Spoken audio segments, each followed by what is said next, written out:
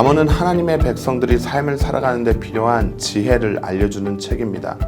잠언은 단순히 격언이나 교훈 모음집이 아닙니다. 잠언이 말하는 지혜는 곧 하나님을 경외하는 것입니다. 하나님을 경외하는 마음에서부터 지혜가 생깁니다. 그리고 하나님의 백성은 이 지혜를 통해 인생을 살아가는 실제적이고 구체적인 삶의 지침을 얻습니다.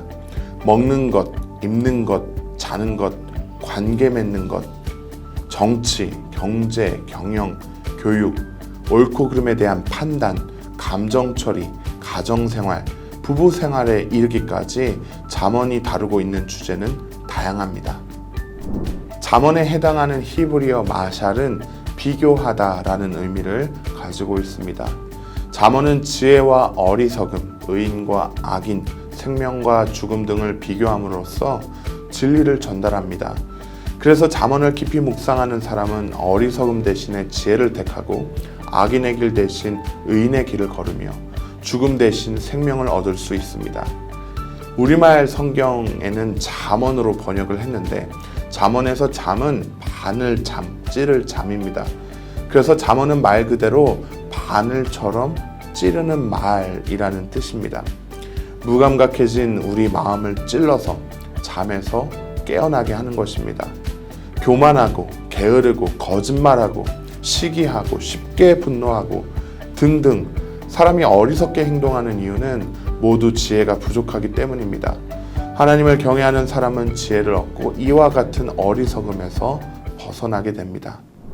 잠언 1장 1절은 다윗의 아들 이스라엘 왕 솔로몬의 잠언이라 라고 말하면서 잠언의 주 저자가 솔로몬인 것을 알려줍니다. 또한 잠언 10장 1절과 25장 1절은 이것도 솔로몬의 잠언이요 유다 왕 히스기야의 신하들이 편집한 것이니라 라고 말하면서 솔로몬의 잠언이 후대에 다시 편집되었음을 알려줍니다.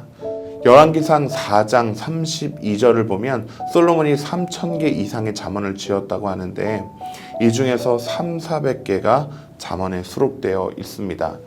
하지만 잠언에 있는 모든 말씀이 다 솔로몬의 것은 아닙니다. 아굴과 르무엘도 잠언의 저자에 포함되어 있습니다. 또한 잠언에는 저자 미상의 글도 있습니다. 잠언은 크게 세 부분으로 나눌 수 있습니다. 1장부터 9장은 서론입니다. 잠언 전체에 대한 서론으로서 지혜의 가치를 설명하고 지혜를 따라 살 것을 권고합니다. 10장부터 22장 16절은 솔로몬의 잠언입니다. 솔로몬의 짧은 교훈들을 모은 것으로서 개인의 삶과 사회적인 윤리 그리고 참 신앙의 자세를 가르치고 있습니다. 22장 17절부터 31장은 기타 모음집입니다. 후대에 편집된 솔로몬의 두 번째 잠언을 소개하고 아굴과 르무엘의 잠언을 소개합니다. 잠언은 단락으로 이해하기보다는 한 절 한 절을 깊이 묵상하는 것이 좋습니다. 한 절 한 절을 천천히 묵상할 때 우리는 많은 지혜와 깨달음을 얻게 될 것입니다. 서론은 이 책을 읽음으로써 누구나 지혜를 얻을 수 있다고 말합니다. 우리말 지혜로 번역된 히브리어는 바로 호크마입니다. 이 호크마의 뜻은 단순한 어떤 정보나 지식이 아닙니다. 호크마는 실질적인 행동과 기술을 가리키는 말입니다. 마치 장인이 숙련된 행동과 기술로 작품을 만드는 것처럼 하나님의 백성은 호크마로 자신의 삶을 만들어갑니다. 삶에서 만나는 다양한 문제들 앞에 당황하지 않고 숙련된 행동과 기술로 호크마로 문제를 다루는 것입니다. 이런 지혜를 어떻게 얻을 수 있을까요? 이 지혜는 하나님을 경외하는 사람의 마음 속에서 생겨납니다. 여기서 경외란 두려움이나 공포가 아닙니다. 하나님을 경외하는 것은 하나님 앞에서 나의 위치를 깨닫는 것입니다. 옳고 그름을 하나님이 판단하십니다. 하나님이 정하신 옳고 그름을 그대로 인정하는 것, 그것이 곧 하나님을 경외함입니다.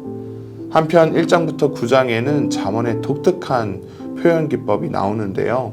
지혜를 여성으로 의인화하여 표현하고 있습니다.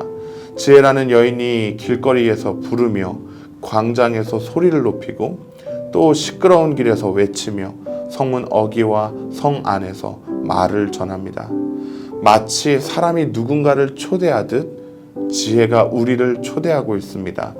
이것은 적극적으로 지혜를 추구하고 따르라는 말씀입니다. 11장부터 31장까지 우리는 교훈들이 나열된 것을 볼 수 있습니다. 보통 2행 정도로 된 문장입니다. 계속 반복되는 몇 가지 문체를 살펴보겠습니다. 첫 번째는 무엇 하는 것이 낫다라는 식의 교훈입니다. 노하기를 더디하는 자는 용사보다 낫고 자기의 마음을 다스리는 자는 성을 빼앗는 자보다 나으니라. 가난하여도 성실하게 행하는 자는 입술이 패역하고 미련한 자보다 나으니라. 왕 앞에서 스스로 높은 채 하지 말며 대인들의 자리에 서지 말라. 이는 사람이 내게 이리로 올라오라고 말하는 것이 내 눈에 보이는 귀인 앞에서 자리로 내려가라고 말하는 것보다 나음이니라. 무엇이 낫다라는 이 가르침에는 이스라엘 백성들이 나아가야 할 삶의 가치가 어디에 있는가를 보여줍니다. 또한 잠언에는 이것은 무엇과 같다는 문체도 많이 있습니다. 대표적인 예는 잠언 25장 11절부터 14절까지 말씀입니다.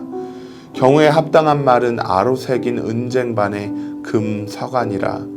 슬기로운 자의 책망은 청정하는 귀의 금고리와 정금 장식이니라. 충성된 사자는 그를 보낸 이에게 마치 추수하는 날의 얼음 냉수 같아서 능히 그 주인의 마음을 시원하게 하느니라. 선물한다고 거짓 자랑하는 자는 비 없는 구름과 바람 같으니라. 한편 잠언에는 무엇 하지 말라는 금언의 형태도 많이 있습니다. 내 이웃이 내 곁에서 평안히 살거든 그를 해하려고 꾀하지 말며 사람이 내게 악을 행하지 아니하였거든 까닭없이 더불어 다투지 말며 포악한 자를 부러워하지 말며 그의 어떤 행위도 따르지 말라. 이렇게 잠언의 교훈은 단순하지만 분명한 말씀으로 마땅히 행할 것을 알려줍니다. 잠언은 아버지가 자녀에게 주는 교훈으로 시작해서 어머니가 자녀에게 주는 교훈으로 끝을 맺습니다. 그러므로 우리는 나를 사랑하시고 나를 바른 길로 인도하시려는 부모님의 말씀을 듣는 것처럼 잠언을 읽어야 합니다. 잠언은 지혜로운 안내서일 뿐 율법 같은 절대적인 명령은 아닙니다. 잠언을 읽고 깊이 묵상하시면서 오늘을 살아가는 지혜와 통찰을 얻으실 수 있기를 바랍니다. 잠언을 더 자세하게 알고 싶으신 분들은 레츠 통독 잠언편을 누르고 잠언을 직접 읽어보시길 바랍니다.